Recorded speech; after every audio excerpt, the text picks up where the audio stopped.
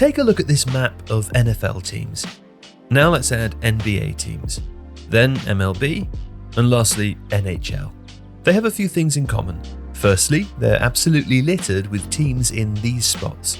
But then in this cluster of states, in the Midwestern and Western regions here, there aren't any teams at all. Idaho, Montana, Wyoming, North Dakota, South Dakota, Iowa and Nebraska are a huge chunk of the USA's land mass. So why haven't they got any Big Four major league teams?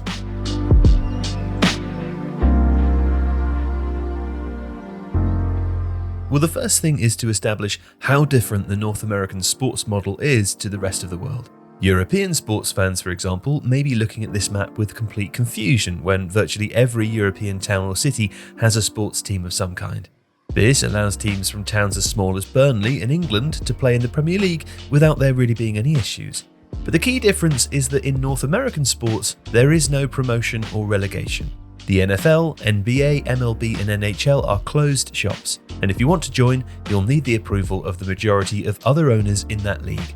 This is essentially asking them to dilute their share of a very lucrative pie. So if you want to convince them that it's worth their while, then you'll have to show them that you can increase the value of the league by a significant enough margin to justify that expansion. And one of the first questions that owners would ask you as an expansion team is about fans.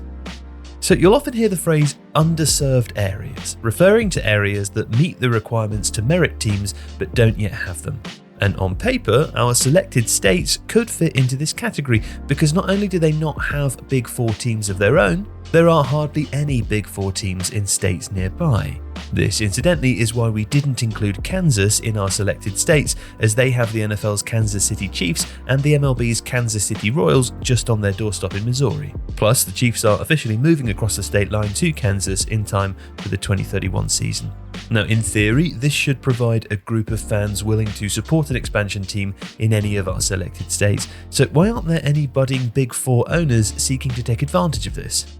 Well, the main question is how many fans could these expansion teams actually attract? And this is very important because bigger populations also mean bigger media markets, which in turn means more advertising revenue. Live sports creates the exact kind of engaged and loyal audiences that allows the NFL to reportedly charge north of $8 million for a 30-second Super Bowl halftime commercial slot.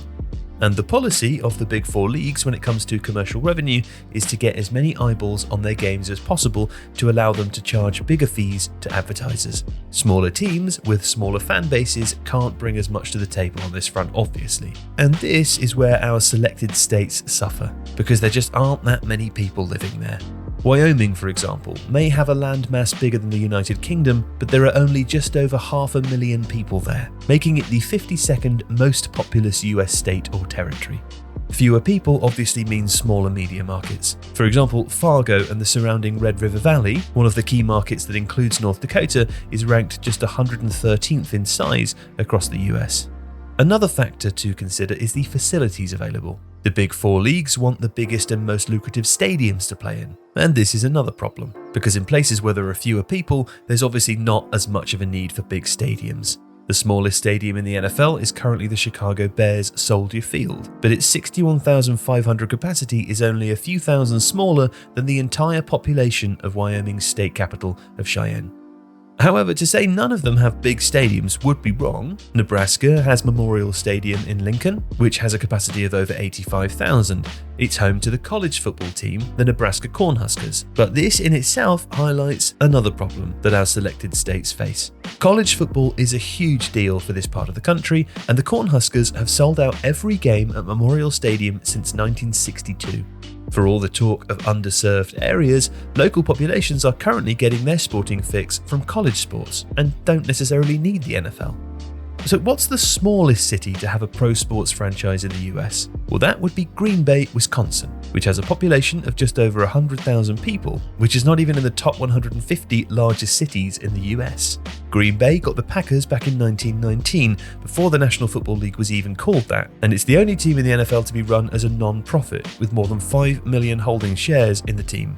And yet, Green Bay is not even the smallest city to have had a pro football team. That distinction goes to LaRue, Ohio, which had a population of less than 1,000 people when the town had the Oorang Indians in the early 1920s. So, Why are there no Big Four teams here? Well, largely because there's just not enough people. If you like this video, please consider subscribing to the channel. The Athletic is home to the best team of sports writers, reporters, and analysts in the world, offering exclusive stories and unrivaled insight.